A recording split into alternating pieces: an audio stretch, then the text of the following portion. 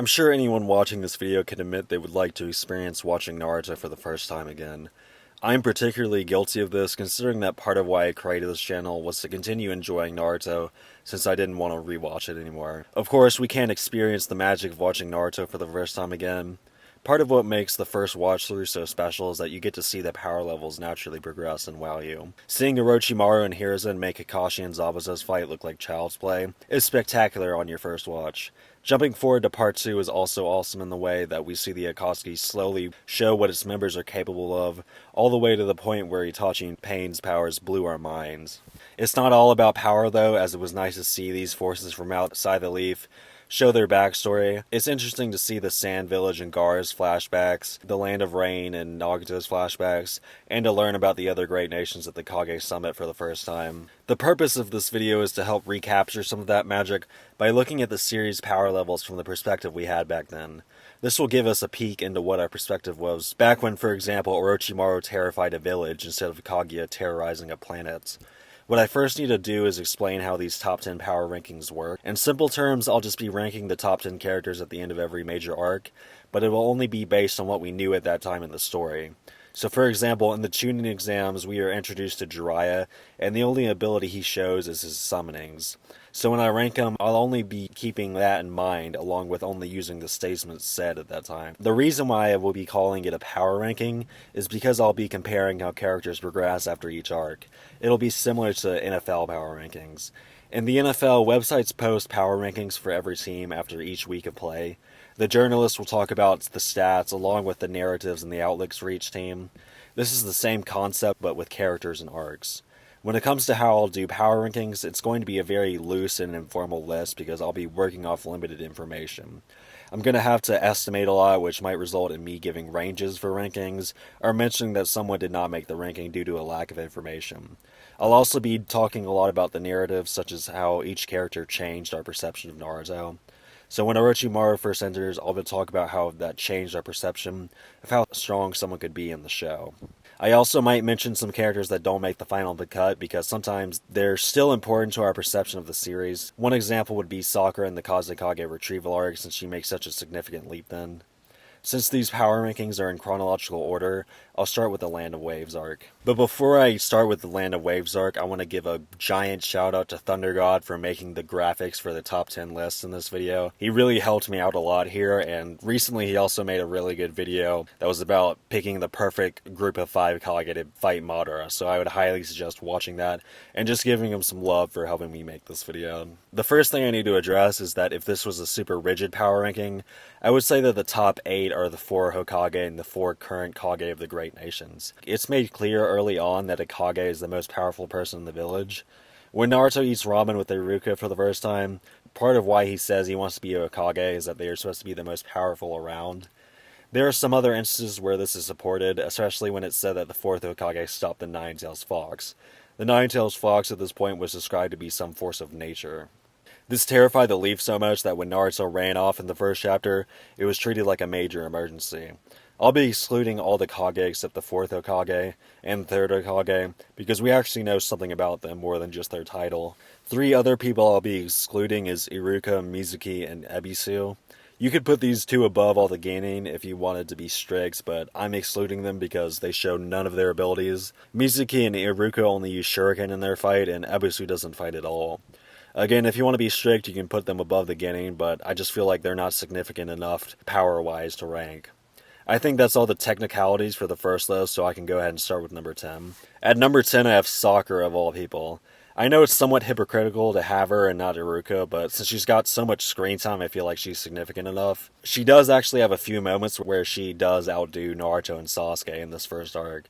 When the Demon Brothers attack, Naruto freezes up, while Sakura bravely jumps in front of Tazuna in order to protect him. Another instance would be when Team 7 begins tree climbing, and she does way better than Sasuke and Naruto at first. So not much to say about her, other than this is the last time in a while where she even looks comparable to the other Team 7 members. Next to number 9 and 8, I have the Demon Brothers. They don't show much of what they're capable of, but they were about to kill Sasuke before Kakashi stepped in. Kakashi stated they were both Chunin, so they have that going for them as well. Next to number 7, I have Base Naruto. The reason why I say Base Naruto is because it's shown and implied many times that the Nine-Tails Fox inside of him gives him great potential. And we quickly start to believe that he can reach this potential based on how hard he works and how much he grows in the first arc. We see him shake off his fear of fighting quickly, and he works all day and night on the tree climbing exercise with Sasuke. He's also the first character to show the effects of mental amps. He was able to summon 1,000 clones against Mizuki because Iruka got him emotionally charged up, but when fighting against Haku, he can only summon about a dozen at a time. It's very inspiring, but he is still very much an underdog compared to his peers at this point. When fighting Haku alongside Sasuke, he's the first to go down, which forces Sasuke to sacrifice himself for Naruto. This causes Naruto to begin to tap into his Nine-Tails chakra, which is the first time we see Naruto tap into his vast reservoir of potential. If you want to account for that in this list, you could put him one spot ahead of Haku, because he did defeat her once he entered into that state. I personally won't, because it took very special conditions for it to come out. Next to number 6, I have Sasuke. From his introduction, Sasuke is shown as strong, considering that Iruka says he was top of his class. He first shows this when he's the only member of Team 7 that can even get close to touching a bell during the bell test.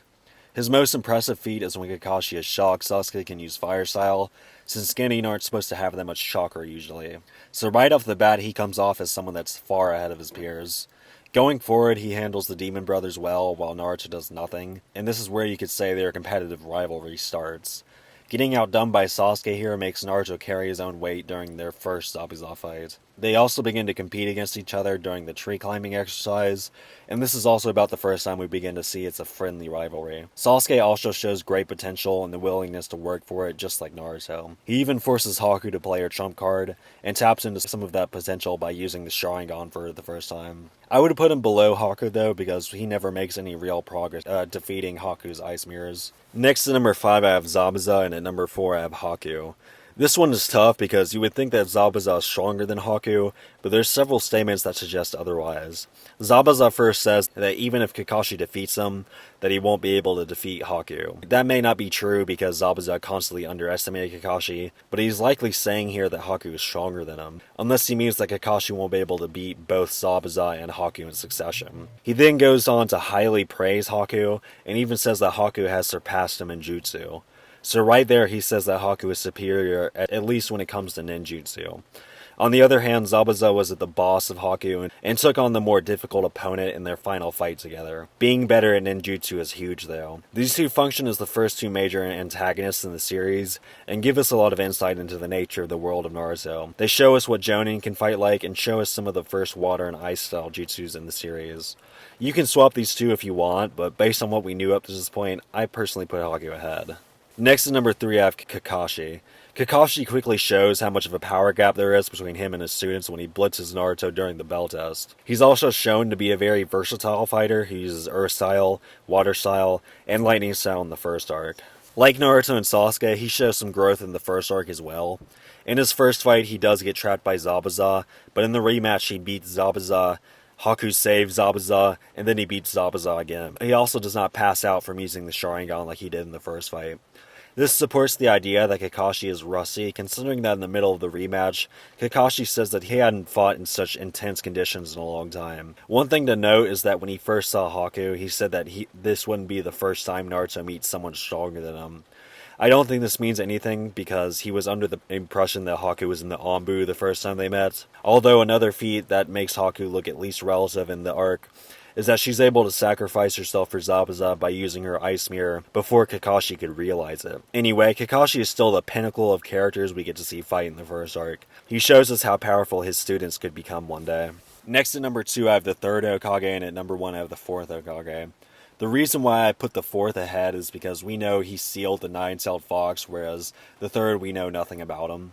I know neither of these show us anything directly, but they seem too significant to the plot to exclude. So that's the power rankings for the first arc. 6 through 10 would be the Genin to Chunin range. People like Sasuke and Naruto show us that children are understandably far weaker than the adults at this point, but they still show clear potential to reach Jonin level. 5 through 3 shows us what Jonins are capable of. They're clearly much faster than the Genin below them and have much more developed and more powerful arsenals as well. In terms of attack power, the biggest display we see from this tier is Kakashi's Water Vortex. It managed to uproot many trees and change the immediate landscape around them. And on this contrary, the best durability we see is that zabuza surviving an attack this large. The last tier is the Kage tier, who are still unknown on how powerful they are at this point. We do know that the fourth could at least seal some giant beast that could cause tsunamis. This unknown territory gets explored a little more when we reach the Chunin exams arc. I know that officially the Chunin exams arc goes all the way to Orochimaru's attack, and then it becomes Konoha Crush, but I'll be splitting it up differently for this video. Because the Chunin exams drop so much information on us in such a short time, I'll be using the end of the prelims as the stopping point. There's also a sizable gap of downtime between that and the finals, so it feels better to stop at a climax. The next stopping point will be the end of Konoha Crush, because after the prelims, it starts to become apparent that the next climax will be the exams and or an attack. So that's just personally how I view it, but the prelims is a needed stopping point regardless. Before I start at 10, I need to state some of the technicalities and exclusions again. Most of the Jonin we meet in this arc will be excluded because they aren't very relevant and or they show us nothing more than their name and rank. I mean, Asuma, Kurenai, and Aku blitz some Genin, but that's about all they do. Again, if you want me to be very strict, you can put all these Jonin ahead of the Genin, but personally I won't because I feel like they just aren't important enough to include. This is the same case for some of the Genin too, but only if they don't show me enough to justify ranking them. Tamari and Kankuro show a little of their abilities in the prelims, but their opponents are so weak that there isn't much to gather from it. I think that's all the technicalities, so I'll start at number 10 with Neji. There's possibly one other character that could contend for this spot, and that would be Lee.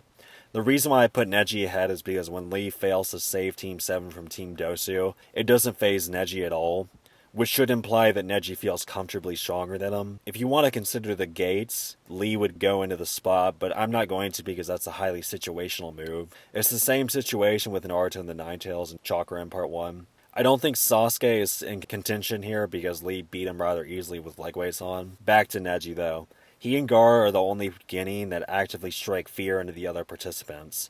This includes Team 10 and Team Dosu being terrified of him. He's also noted to be the top of his clan and generally walks around with a swagger that puts him on a different level than most of his peers. He doesn't show much of what he's capable of though, because he faces a weaker opponent in Hinata in the prelims.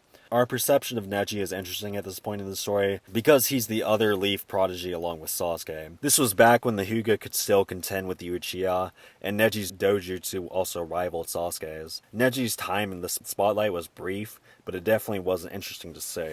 Next at number 9 I have Gaara. I put Gaara ahead of Neji because he shows more of what he's capable of, along with generally being praised to a greater extent. Pretty early on, Gaara is shown as this unstoppable force that no other Genin can contend with. He clears the Forest of Death in such a record time that all of the proctors of the Chunin exams freak out over it. One of them even says that they wouldn't even be able to clear the Forest of Death without even a mark of dirt on their clothes. When it comes to the Forest of Death, Gaara parallels Orochimaru in that Gaara is the unstoppable antagonist for the Genin, and Orochimaru is the unstoppable antagonist for the Jonin. Gaara's limits are first shown when Lee manages to be the first person to ever get past his ultimate defense. Despite Lee opening 5 gates and looking like the most powerful Genin up to that point, Gaara still took that damage on the chin. He didn't even need to go to the infirmary after the battle.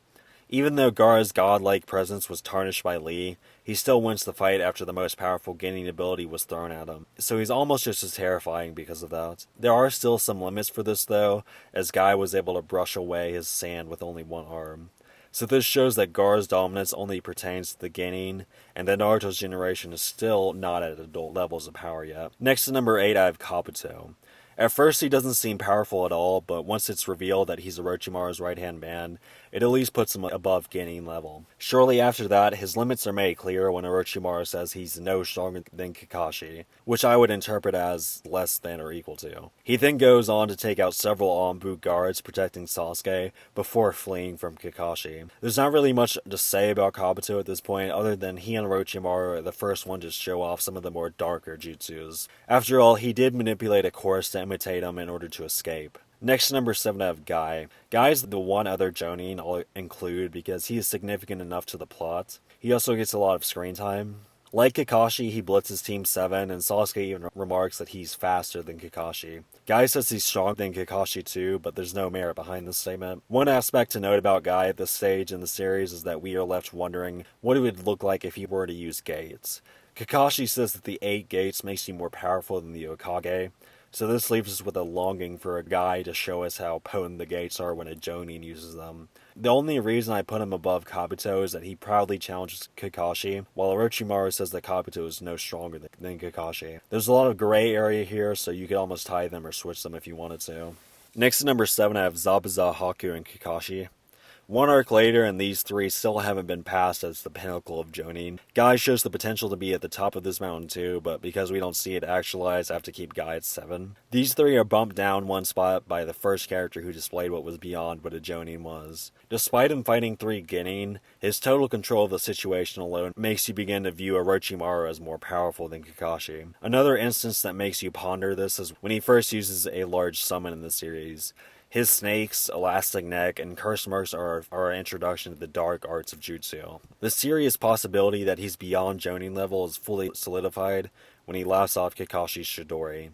Kakashi himself even scolds himself for even thinking he could challenge Orochimaru. This creates a sense of wonder over who is supposed to stop Orochimaru. The only person left that could challenge him is the 3rd Hokage, but Lord Third's age and complete lack of feats makes you fear Orochimaru as an unstoppable devil. He doesn't have that coveted Hokage title though, so I still put him below the 3rd and 4th Hokage for now. Orochimaru had only shown he is beyond Jonin level at this point, and nothing definitely points to him being stronger than Lord Third yet. So with that, we can see how the first part of the Chunin exams changed our perception of the series from the Land of Waves arc. Only 2 Genin made the cut this time, and they were much more powerful than 6 through 10 on the last list.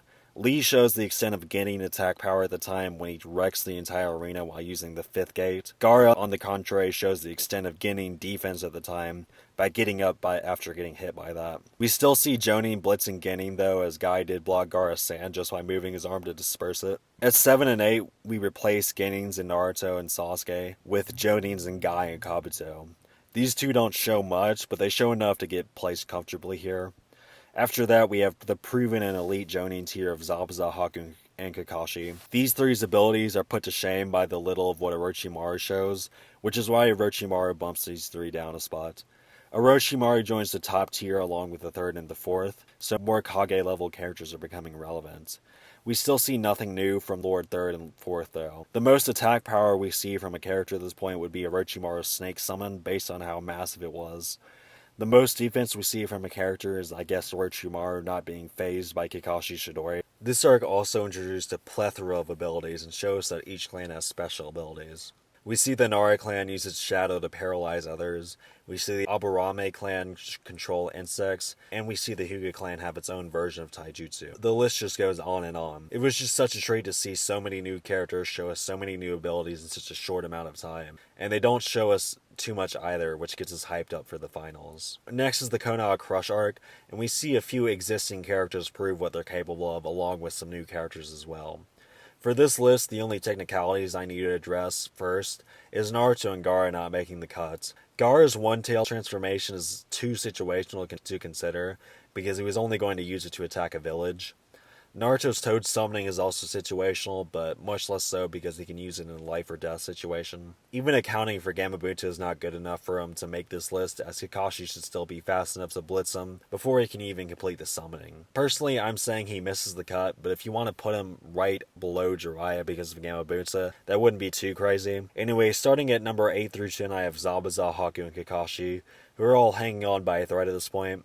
Many Hokage level fighters first appear on this list, so that explains why they're knocked down 4 spots. One thing to note about Haku is that Neji holding his own against Naruto Nine-Tail state is something that could be used against Haku. When fighting Neji, Naruto was covered in his Nine-Tails chakra, but when he fought Haku, he was not covered in it when he first erupted.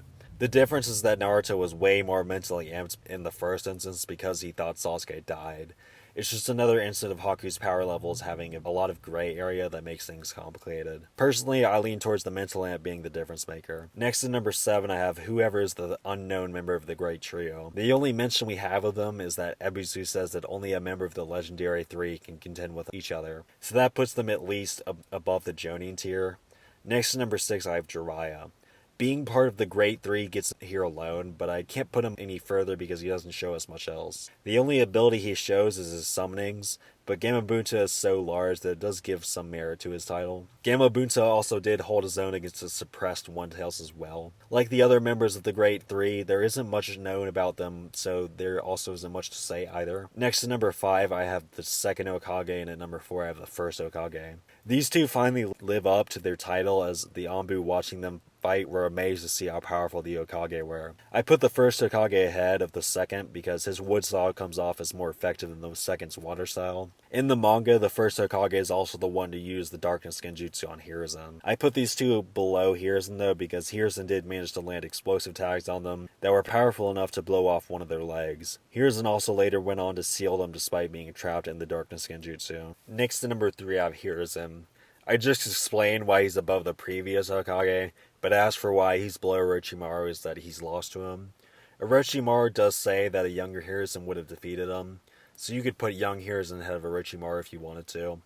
I actually don't think Orochimaru is more powerful than Hiruzen in a one-on-one at this point. In the anime, Orochimaru is a little active while the Edo Tensei are fighting, but in the manga he lets them do all the work. I think personally he wanted to torture Hiruzen by making him fight his teachers, but after his teachers are defeated, Hiruzen quickly uses the Reaper Death Seal on Orochimaru. So it doesn't look good that Orochimaru's attack was instantly stopped once the summons were sealed. Next is Orochimaru at number 2. I already explained why he's above Hiruzen, but he still comes off as disappointing based on how he had to use Edo Tensei to fight Hiruzen. Based off of what Orochimaru did during the tuning exams, it was expected that these two would fight one-on-one. Last at number 1, I have the 4th Hokage, despite him still not showing a single feat. His reputation alone makes up for that, considering that Hiruzen is revealed to look up to him. After the prelims, we see Hiruzen staring at his picture in deep thought. Anko comes in and says that she wishes Lord Forth was still alive, and Hiruzen says we just have to make do with what we have at the time. There's also 2 times in the Hiruzen's final fight where he's lecturing Orochimaru about the Will of Fire, and he asks himself, right, 4th Hokage? What really solidifies this is Hiruzen panicking when he realizes Orochimaru is about to summon the 4th Hokage. Of course, he would rather fight one less opponent, but I still do think that this makes the 4th Hokage look good in a way. And we still do have the knowledge that he's still the Nine-Tails, which seems to be the most powerful force in existence. He may be the only one on this list to not show a single ability, but his statements are strong enough to keep him at 1. With all that being said, we get to see 3 new Hokage level fighters, and 2 old ones show more of what a Hokage is capable of. The idea of a Hokage being in charge of everyone begins to make more sense when Hiruzen says Orochimaru is capable of taking down a small nation by himself. We still do have some joining in the top 10 though, with the big 3 taking up the last 3 spots this time around. We also see an unproven Hokage level tier at 7 and 6 with Jiraiya and the unknown 3rd member of the Legendary 3. Then we reach the Hokage level tier and it has expanded from 2 to 5 characters. And these characters are so strong that seemingly no amount of Jonin working together can handle them. The Jonin have also shown how much faster they are than the Genin, so we start to see some power level scaling that seems to be more exponential than linear. We've also finally reached the point where the Genin are too weak to crack the list, at least in their base forms. It does make me wonder if Naruto's generation can make a comeback on the list before the time skip. When it comes to the best abilities, we do see the Anbu Black Ops say that they were amazed the second Hokage could create so much water all by himself. The other times we've seen water style in this series before this is from using pre-existing water, so that shows the vast difference between a Kage and a Jonin. The first Hokage tops this by showing a new Kage Genkai in his wood style. Hiruzen shows how powerful sealing can be when he seals 2 other Hokage level opponents. The One-Tails does not show us exactly how powerful a tailed beast is because it did not get the chance to fully awaken its power. Its jutsu clashes with the Gamabutsu were still so large in scale that it briefly simulated rain for those watching them fight. There's not much durability shown per se, but you could say summonings like Gamabutsu and the first 2 Hokage can act as a defense.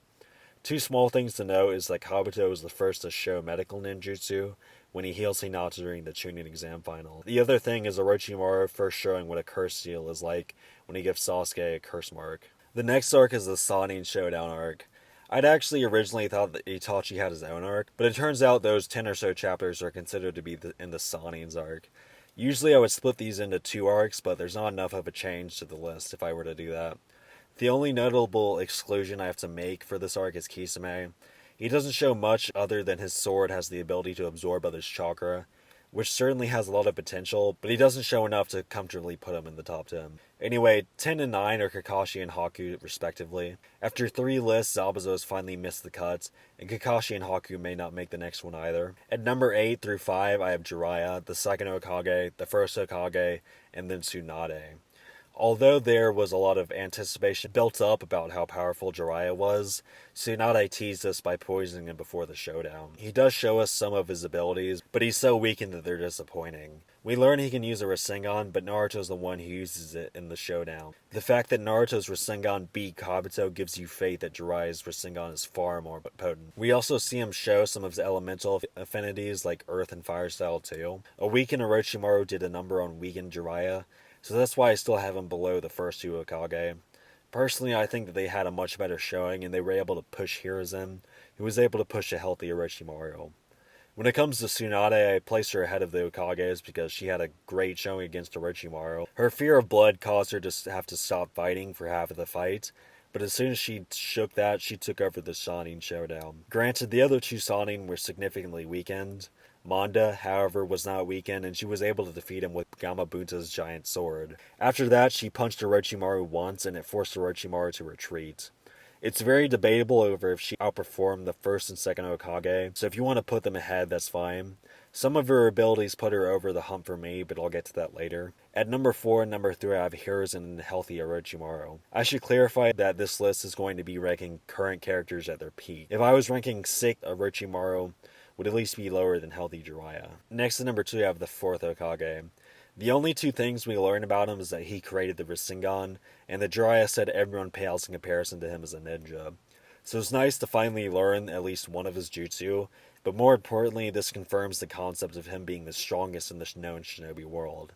Now I did put him at 2 though, because Itachi does have a better case for number 1. That case being that we actually know some of what he's capable of, and that Orochimaru said he was stronger than him.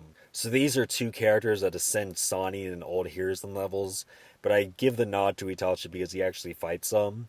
He puts both Kakashi and Sasuke in a coma, and has the ability to use black flames. He used these flames to get out of Jiraiya's Toad Stomach Jutsu, and Jiraiya remarks that normal fire should not be able to damage toads that already breathe fire. Now there are limits to these powerful abilities though, because he does say that he is forced to rest instead of fight Jiraiya after using them. We also know that he killed every member of the Uchiha clan except for Sasuke. The Uchiha clan is supposed to be the most powerful clan in the village, so this is another feat that gives them a 1-up on the 4th Hokage. There's still a lot of gray area though, so these 2 could easily be swapped. This arc in particular introduced us to many different types of abilities, and greatly broadened how powerful some abilities can get. Jiraiya shows an earth style where he created a swamp large enough to immobilize one of Orochimaru's snake summons.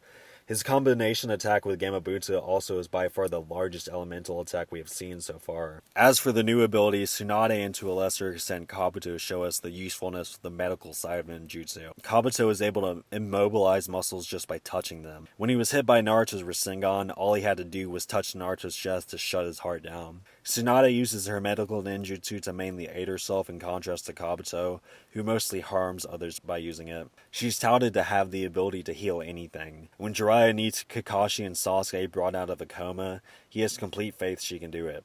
When Orochimaru has his soul ripped out of his arms, he goes to her with complete faith that she can heal them. She's also the first character to demonstrate the ability to heal through multiple fatal wounds. This costs a lot of chakra though, so it's more of a one-time use. Tsunade's also shown the most physical strength out of anyone by far.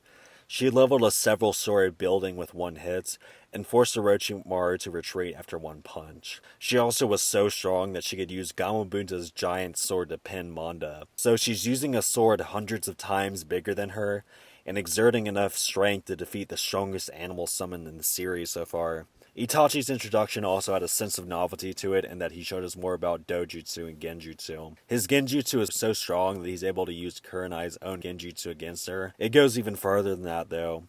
His Genjutsu is so strong that when he hints at Tsukiyomi, Kakashi tells 2 Jonin to close their eyes in the middle of a fight. Kakashi was also incorrect to think that his own Sharingan could resist this Genjutsu. This is because Itachi's Sharingan is on a whole nother level.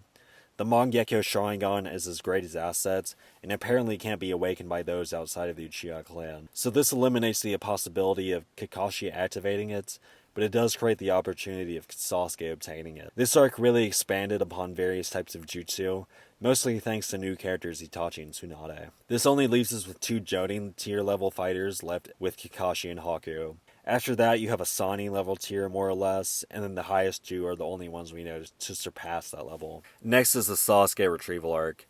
This arc is special in that each arc up to this point increased our perception on how powerful characters can be. This arc is a change of pace because the only ones doing the fighting are the kids.